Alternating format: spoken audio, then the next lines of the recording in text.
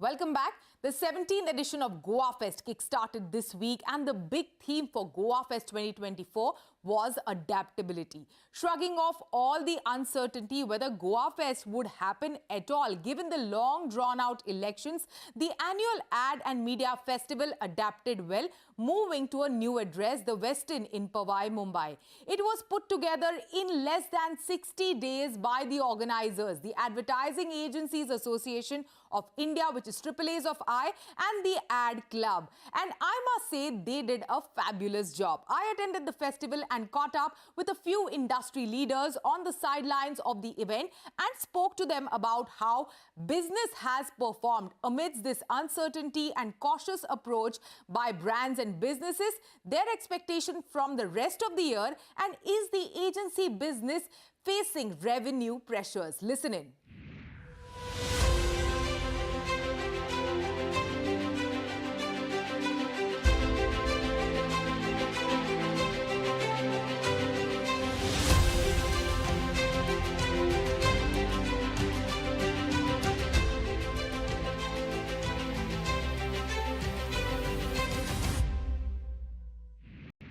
The digital and the television worlds are merging because consumers are consuming content across screens.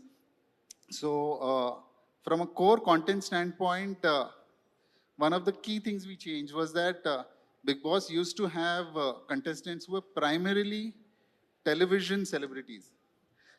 I'm not sure whether you noticed over the last 3 odd years, it is a mix of digital influencers and strong television celebrities. And because of that, because of the digital influencers, a lot of their following has come onto the show. At the same time, the television celebrities have become very popular in the digital universe. So to give you an example, somebody like MC Stan, who entered the Big Boss house, very popular in the digital space because of his rap hip-hop music. He entered the Big Boss house with 1 million followers. But when he exited the house, he had 10 million followers. And I think because we made this strong pivot, Big Boss continues to be such a big show. It's the #1 show across television. It is the #1 reality show across all digital platforms. It is the biggest conversation driver across social. Just telling him, Mahesh, good plug. Ankit, over to you. Mahesh spoke about how creating mass content is very, very challenging. It comes with its difficulties and challenges. But what about creating mass brand love? Is it and how is it possible in the digital age? Because traditionally, television was a medium that was used to do that. Yeah, thanks. Great being here. Firstly, the first observation I have is you can't take the sales guy out of Mahesh, right? So there's going to be a queue for the Big Boss pitch this time from the client. So well done, Mahesh. Coming back to the question, right? So this dilemma is not a new one, right? For all marketers, we've been evaluating whether to go TV versus print versus outdoor in the good old days, and now the journey's just moved forward, right? You've got many more platforms. So the first question is the marketing team or is the brand manager really clear on what is the role that he wants each medium to play for that specific brand? The clarity of that, I think, enables better briefs and therefore better results for someone like Naveen, right? So if the brand team is not clear on how we need to use each medium, I don't think we'll ever get the right results. So that's one. Can you share some examples on how did you have a clarity of medium? So we simplify it actually that depending on the stage and objective behind each brand, there'll be a role defined for every medium. For example, all right, if we're a 5, 10, 20 rupee organization, right, beverages, and you want to go deep into India, TV continues to do that. But there is a very clear role for specific audience segments where you will have platforms like social, Facebook and YouTubes of the world come in. So how do you leverage them? And are you clear what segment and niche you're going after? So that's one. Two, are you aware about your organization's capability to manage this complexity of leveraging all these platforms? Three, do you have the creative wit to consistently bring to life the brand's core message across platforms? I think there's a mirror that most marketers should be holding before they jump in to say, hey, I want to go and experiment everything. Fourth, do you have the resource Is your team ready? And that's, I think, where, Naveen, a lot of the agency functions come in. Absolutely. That are the agency and the platforms prepping the marketeers and the CMOs to say, hey, there's a bunch of information. We want to simplify this world for you. These are the KPIs that you can chase. These are some of the strong case studies that are relevant for you. India has gone through a huge phase in terms of the role of mass media for digital brands and brand building. If you look at almost a decade back, right, it was possibly the only way you could do it. Because digital was still scaling up and therefore TV was giving you the huge reach and a lot of brands. If you look at the big e-commerce brands, if you look at, I remember OLX in those days when we launched. I remember so many other commerce brands that we launched, all built on the back of mass media, traditional advertising. They needed that. And then what happened was digital also started getting scale in terms of effectiveness, in terms of the people viewing the media, in terms of people spending time on the media. So what happened? Then you saw a next era where a lot of D2C brands, as he rightfully said, started mushrooming in this country. And I call it the power of 10. 10, 100, 1,000, 10,000. Getting the first 10 crores on D2C today, very easy. Getting to 100 crores, you can still do it with only digital. Great campaigns, great search strategies, great content networks, influencer strategy. I can do it.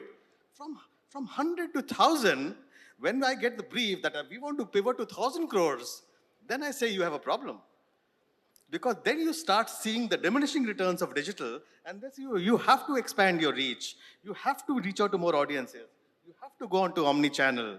And then when you want to become 10,000 crores, Yeah, just to make things slightly interesting, I don't entirely agree with two of them. A classic issue of client not agreeing. So let's talk about banking, right? It's the one industry that is completely based on trust, and most of the advertising is going digital centric. So it's not that television as a medium is building trust. It really comes down to more basic measurement tools of or matrices of, hey, I need to drive reach, and maybe television is getting me that. The trust is built through what the brand does, the content or the love marks that we're creating, what we stand for, the purpose we're trying to really drive. So I don't think it's the channel or the medium that's doing it. If you remember, 23 first quarter was a washout. And as against that, 24 we've done really, really well.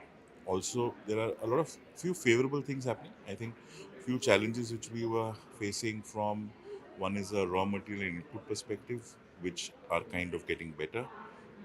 Second is, I think from a political perspective, I think people kind of know where things are going, and so there's stability there. So I think few of these things, plus the funding winter which had happened last year, that created a lot of commotion. Things were cut down dramatically. Now we are back into the normal growth stage. Yeah. So all of these are now coming back into a situation where you're seeing growth. So actually, it's good. I think IPL has done really well. World Cup still some time to go in terms of the momentum to catch up. Although World Cup is just around the corner, Yeah. I'm hoping that the momentum will still catch up. I still have some hope, because one or two India matches which go our way in a big way, and you suddenly find things moving. Yeah. We've got festival coming up. We had the World Cup last year, which was great, and it helped a lot. This year, I'm hoping that things will settle in. I think the stock market is doing really well. The rains are supposed to be fabulous. Because of the severe heat, all your electronics have done really well. Your durables, consumer durables have done really well. Automobile is on a high. If we have a good rain, even a good crop, I think the rest of the year might look positive. I'm looking at it very positive. For us, it's been very good. We closed 23-24, I think, at an all-time high. We started this year, we have an April, March fiscal, so we started April, May quite nicely. So yes, for us, it's been good. The sense I get is overall spends are still slow, which is where I believe that at least a advertising or media agency business, if you look at it as a derived demand business, means if clients spend, we thrive, you're missing the boat. You have to create your own opportunities. Past 5-6 months have been great for us. Can be better. Of course, there is like two things that come in the way a bit. One is the global economy and how is it going. So there's always a little headwind that being said, India is a strong fundamentals market. So you may have a quarter tepid and a quarter really hot, but the fact is that overall it continues to do well. Definitely, there's a bit of a wait and watch also with the elections happening, and we expect that post the elections it will be like a all the if and buts will go away, and there will be more decisiveness in a lot of things as we are operating currently on the interim budget. A lot of companies are operating on that, so we expect a lot of announcements on that. So I guess it is going to be better, and there are talks of good monsoons as well. So that's also a cheering factor. So far so good, and we expect better days to be there. The first quarter and a half has been decent. There are broad trends in the market. I think the bottom of the pyramid is suffering a bit. There's a squeezing of the wallet there. We are seeing down trading at that level. But mid-premium and top premium is doing really well. So for example, categories such as two-wheelers, which hadn't taken off post-pandemic, are doing well. Car segments, mid-premium is doing well. Premium segment in consumer products are doing well, but there's a bit of a suffering at the bottom end of the market. We also hope that with elections going past, there should be new resurgence on consumption. Currently, if I look at the first 4 months of the year, they've been fabulous. We are seeing a very healthy double-digit growth from a billing perspective, right? IPL for us, particularly for the Mindshare Group, has done extremely well. The second half of the year looks promising because there is enough impact, non-fiction, all broadcasters have lined up shows, Olympics, some of the other cricketing events have been lined up, and therefore, and the festive season tells me that, this year should be a good year by the end of the year. I will definitely be speaking the truth that the last 2 months we saw a lot of slowdown. So a lot of clients slowing down their money, and obvious reasons. While on one hand there was a very, very good momentum with IPL, which we all know that this time's IPL was probably one of the best IPLs we've ever seen. So great, that was a great thing for the Indian economy, all the clients spending money, the kind of clients which came on. But I think the elections have slowed down everything. Again, for obvious reasons. We all have become cautious. We understand that there might be some changes that's coming up, which is good. But I think what will happen is going forward after the elections, we're going to find a bit more of stability, but we may not see a quick upswing in terms of spends or something.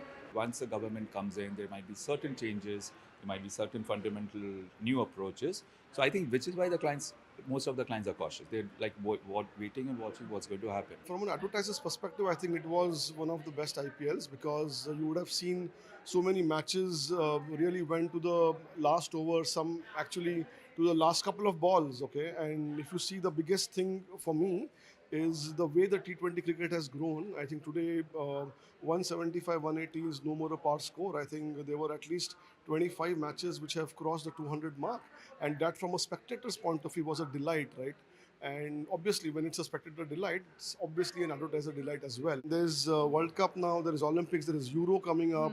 So it's a great sporting year, okay? And obviously followed by festive, yeah? So yeah, I mean, the interests are quite on high. With that, it's a wrap on Storyboard this week. You can catch all of our content on Facebook, X and YouTube. Thanks for watching. We will be back same time next week. See you soon.